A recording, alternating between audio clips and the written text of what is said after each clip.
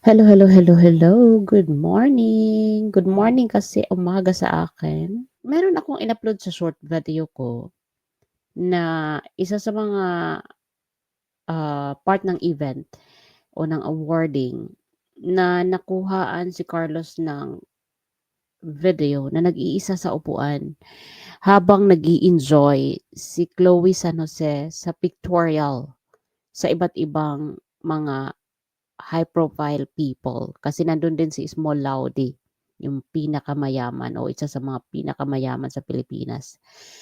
So guys, panoorin 'to ng paulit-ulit, iluluf ko 'to para pansinin ninyo ha kung, tama yung aking reaction dito kay Carlos na para bang siya na out of place.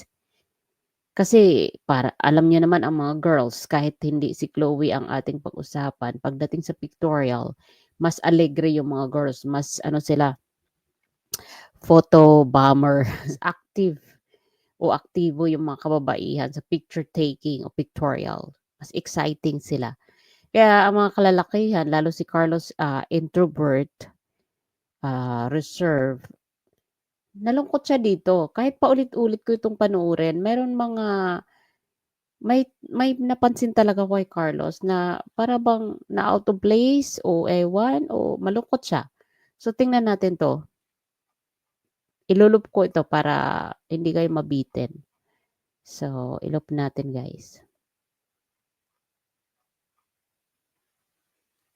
Dalawa itong magkaiba na posing nila. Ang isa nakaupo at isa yung sa pictorial ano talaga. At pansinin ninyo yung galawan ng ulo ni Chloe pagdating sa pictorial. Samantala si Carlos sabog-sabog ang buhok. O, 'di ba? Parang nagpalit sila ng role. Parang si Chloe yung nanalo sa gymnast. Isa-isahin natin. Ito muna.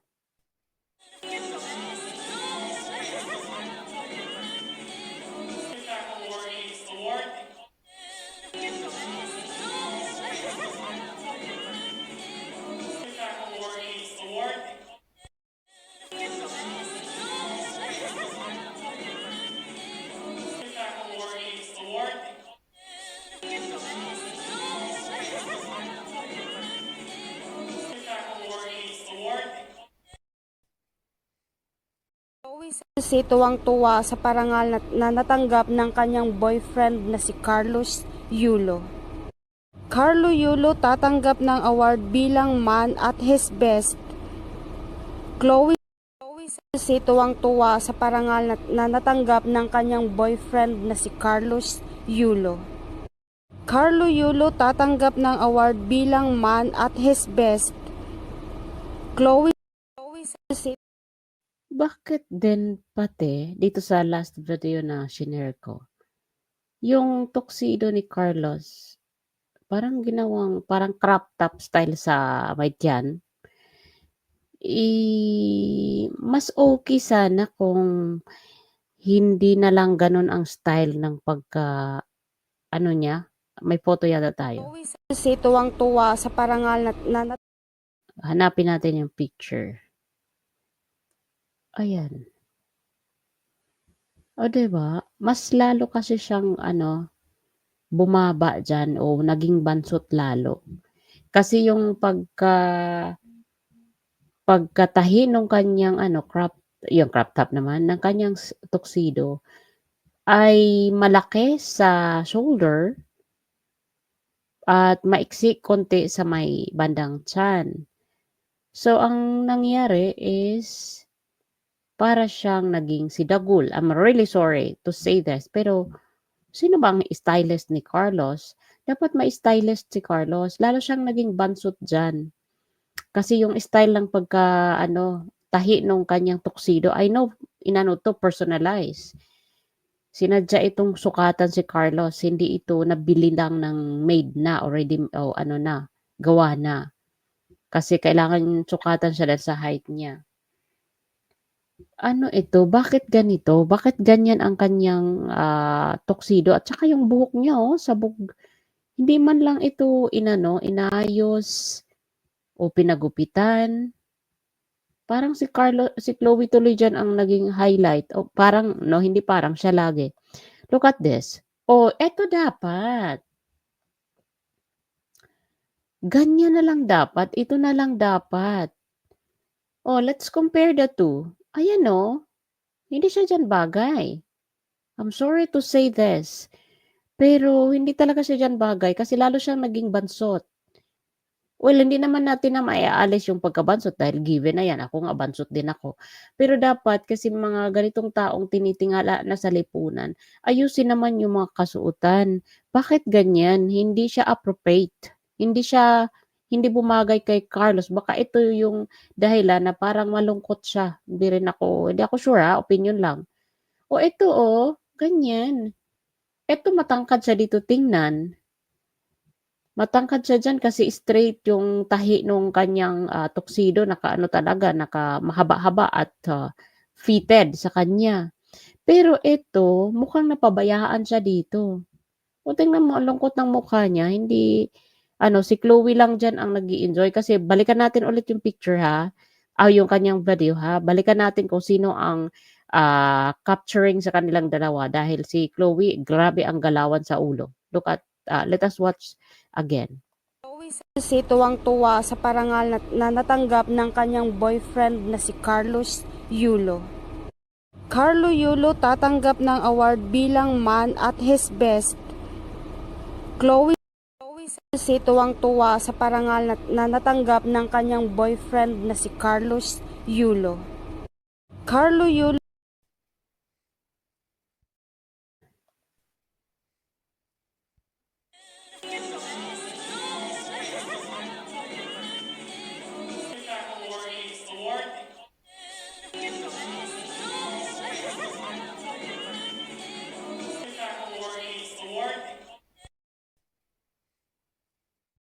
Paano na guys? Oo, dapat ano, inayos naman nila yung stylist ni Carlos. Dapat naman hindi ganyan yung pinasuot sa kanya. Dapat yung ano na lang, yung isa na lang, sana ba yun? Hindi ito bumagay sa kanya, oh. Maluwag, bitin. Eto ang bagay na bagay, gwapong-gwapo siya dyan, oh. Kaya lang, tagadala ng bag. O, 'di ba? O, kaya lang taga-bitbit siya ng bag. Dapat wala siya diyan bag nung nag-post siya ng ganyan. So, napansin ko, tingnan mo naman ang girlfriend. Bursting with pride. Mhm. For my mahal Carlos, you've worked so hard and poured so much of yourself into everything you do. This award is testament to your incredible talent, passion, and heart. Chloe San Jose. Incredible talent lang at saka passion, pero yung heart, even yung passion, medyo ano, question mark. Incredible talent, yes, agree kami. Pero yung passion mo, passion and compassion, at saka yung heart mo, mukhang question mark muna sa ngayon. Dahil hindi ka didesisyon ng sarili mong desisyon. Kailangan mong antayin si Chloe sa go signal niya kung kailan kayo pwedeng makipagbati sa magulang niyo. And that is true. Totoo po yan, si Chloe lang ang kanyang pinapakinggan. Alam nyo guys, 'di ba si Carlos, meron siyang inuwi na, alam naman natin na si Carlos talaga ay nag-uwi ng tagumpay sa Pilipinas bilang pride, 'di ba? Athlete. Bilang nakilala muli ang Pilipinas sa larangan ng gymnasts. Pero merong pang mas higit pa kay Carlos. Remember that guys. Na kaya naman pala magpakumbaba. Kaya lumuhod sa harap ng kanyang ina. Mas ano pa ito kay Carlos, mas matindi pa ha. Matindi pa ang achievement na ginawa ng taong ito kaysa sa mga achievement na ginawa ni Carlos. Pero lumuhod siya sa kanyang magulang according to him. Lumuhod siya and I can feel the sincerity dahil totoo siyang tao. Panoorin natin kung sino yung taong ito na lumuhod sa kanyang ina dahil sa kanyang kasalanan. Okay, share na po natin ang video.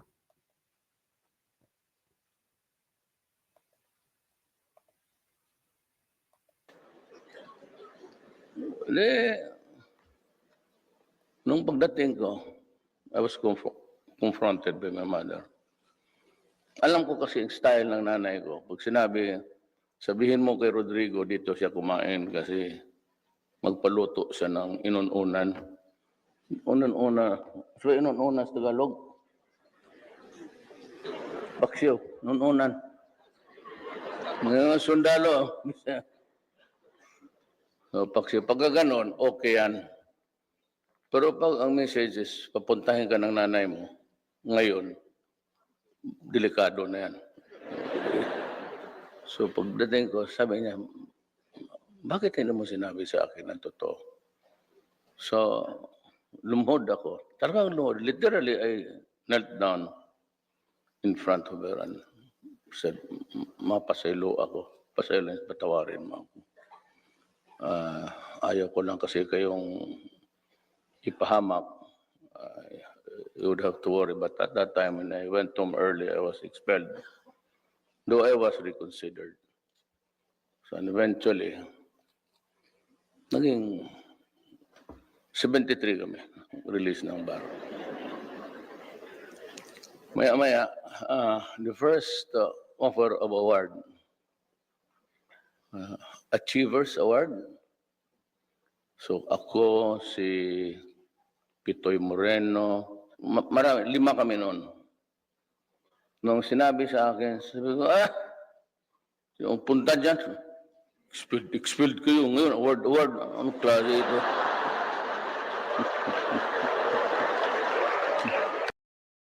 Ayan, i-stop na natin doon guys kasi nakakatawa talaga to si PRRD magkwento. So guys, in-expelled siya sa law school. Hindi siya pinamarcha o hindi siya parang ayaw siyang yung marcha is, paano ba Tagalog? Ang hirap ng Bisaya, no? O ng Waray, ang hirap mag-construct. In-expelled si PRRD sa San Beda, di ba? At nag-worry yung nanay niya. Dahil syempre, nag-i-expect ang magulang na ang anak niya ay makakamit yung tagumpay ng pagiging lawyer in the future. Kasi pag in-expelled ka, ano pang asahan mo? Do you think makaka-marcha ka papuntang stage to get your diploma? Diba hindi? So, kaya yun ang pinakamatinding kasalanan ni PRRD sa kanyang nanay. Pero what he did is, ano sabi niya? Diba? Lumuhod siya. Ang hingi siya ng patawad sa nanay niya. And then, yung paghingi niya ng patawad, agad-agad ang good karma. Nasali siya sa awardee. 5 sila na nabigyan ng academic award. Yan ang kwento niya dyan. May halo kasing Bisaya. So, hindi siya ordinaryong tao. Hindi siya athlete. Hindi siya ordinaryo lang na politiko. Pero siya po ay naging historical sa ating bansa. Pero, bakit ganyan ang kanyang kinikwento na kaya naman pala niya lumuhod sa magulang niya. Kaya niya lumuhod at ginawa niya. So, lahat naman tayo ay may kasalanan sa ating mga magulang kasi hindi tayo lumalaking perpekto. Ganon din ang ating magulang. Kaya kung ginawa ng ating PRRD, the best president ever, bakit hindi natin gawin? So, bakit Carlos, hindi mo gawin magpatawad ng personal na puntahan mo ang nanay mo? Hindi mo kailangan lumuhod na katulad ng ginawa ni PRRD. Para masagot na yung mga nasa puso mo na for sure, for the last time i-expose natin to, hindi siya dito happy. Panoorin ang dulo. Yung dulo ha guys.